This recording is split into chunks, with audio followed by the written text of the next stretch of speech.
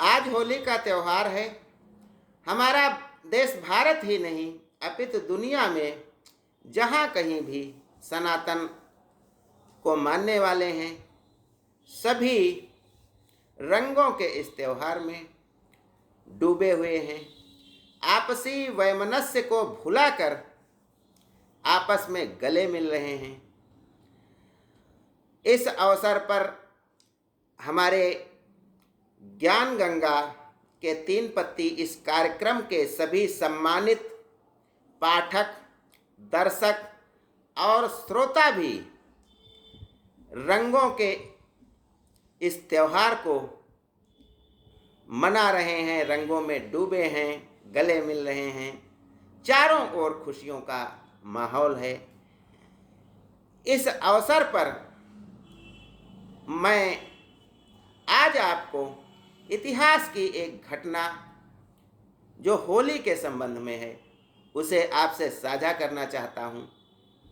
जी हाँ, यह होली है चित्तौड़गढ़ में खेली गई खून की होली। यह मत पूछो किसने खेली यहाँ खून की होलियाँ। हमारा देश भारत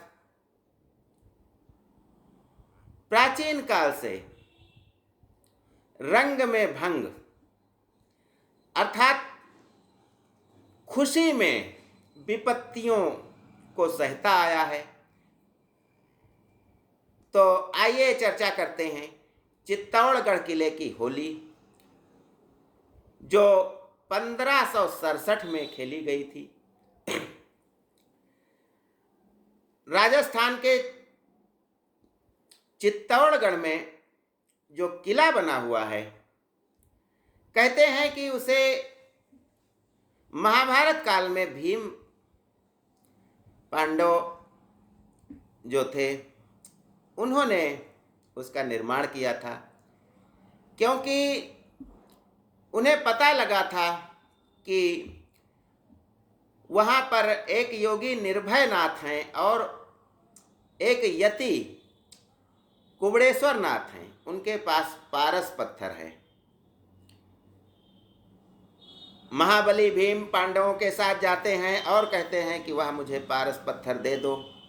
तब योगी निर्भय नाथ ने कहा कि यदि इस चित्तौड़गढ़ में आप रातों रात एक किले का निर्माण करवा दें तो मैं यह पारस पत्थर आपको दे दूंगा। भीम काम पर लग गए अपने सभी भाइयों के साथ। किले का निर्माण पूरा ही होने वाला था। एक केवल दक्षिण की एक दीवार बननी रह गई थी। तभी योगी निर्भय नाथ के मन में कपट आ गया कि हम पारस पत्थर तो हार गए हैं, लेकिन हम देना नहीं चाहते हैं। तब उन्होंने यति कुबड़ेश्वर नाथ से कहा कि आप मुर्गे की बोली बोल दीजिए, जिससे भीम जो है किला बनाना बंद कर दें और शर्त हार जाएं। कुबड़ेश्वर नाथ ने वैसा ही किया।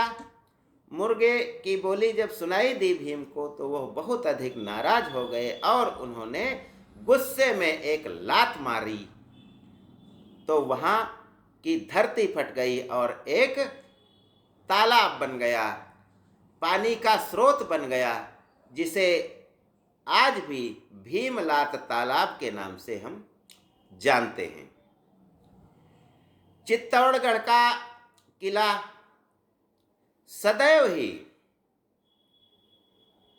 अपने जौहर के लिए जाना जाता है।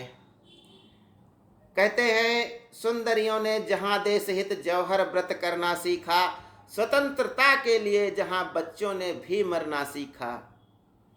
पथिक वहीं पर माला फूल चढ़ाने के लिए जा रहा है। यह एक कविता सबने पढ़ी है। तो इस किले पर पहला हमला अलाउद्दीन खिलजी ने किया था, जब रानी पद्मावती को अपनी 16,000 सखियों के साथ जौहर व्रत करना पड़ा था। दूसरा हमला गुजरात के सुल्तान बहादुर शाह ने किया था, जब रानी कर्मावती या कर्णवती को अपनी सभी छत्राणियों के साथ जौहर करना पड़ा था। और आज हम जो बात करने वाले हैं वह है होली के दिन 1567 में जो अकबर के द्वारा इस किले पर हमला किया गया था। अकबर की क्रूरता इतनी थी कि जो उसके कार्य में या उसके अधीन नहीं होता था उस पर वह सभी राजपूतों के साथ जाकर के इतना भीषण हमला करता था कि वहाँ कुछ भी नहीं बचता था। इस विध्वंस से बचने के लिए बहुत से हिंदू राजा अकबर के साथ आ गए थे, लेकिन मेवाड़ नरेश उदय सिंह और उनके वीर पुत्र राणा प्रताप अकबर के सामने जीवन भर नहीं झुके, न उनकी उन्होंने कभी अधीनता स्वीकार की।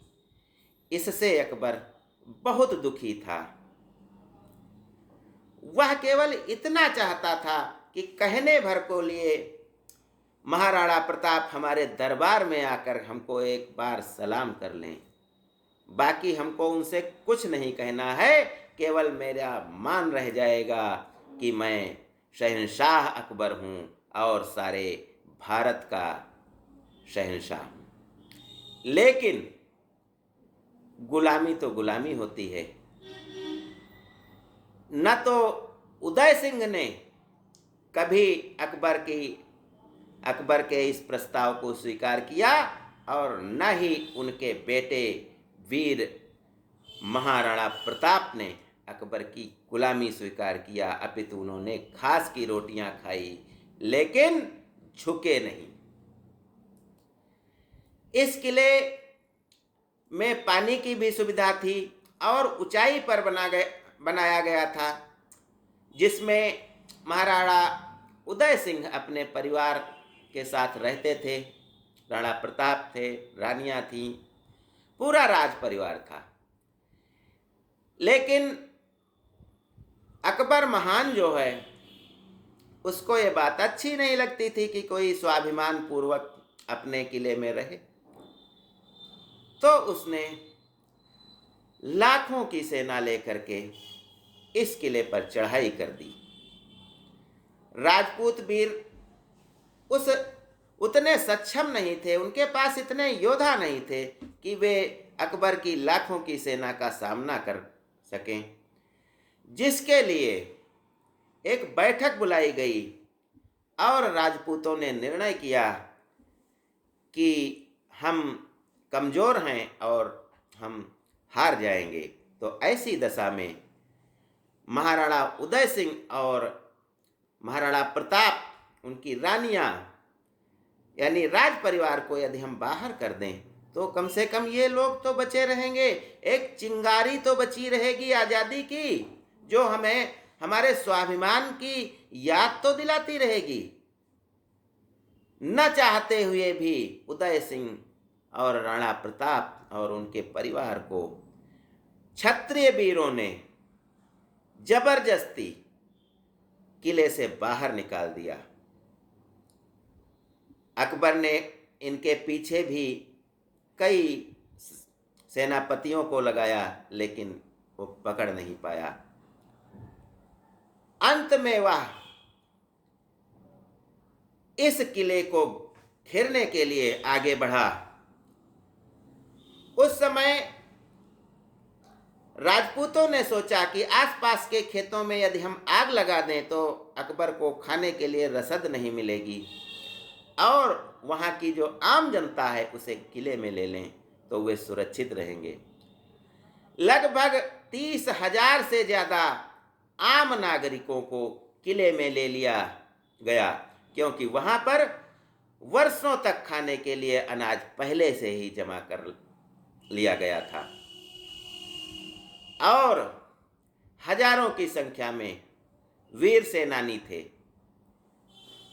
जब महाराणा प्रताप और उदय सिंह किले से बाहर गए तो उन्होंने किले की सारी जिम्मेदारी जयमल सिंह राठौर और पत्ता सिसोदिया के हाथों में सौंप दी।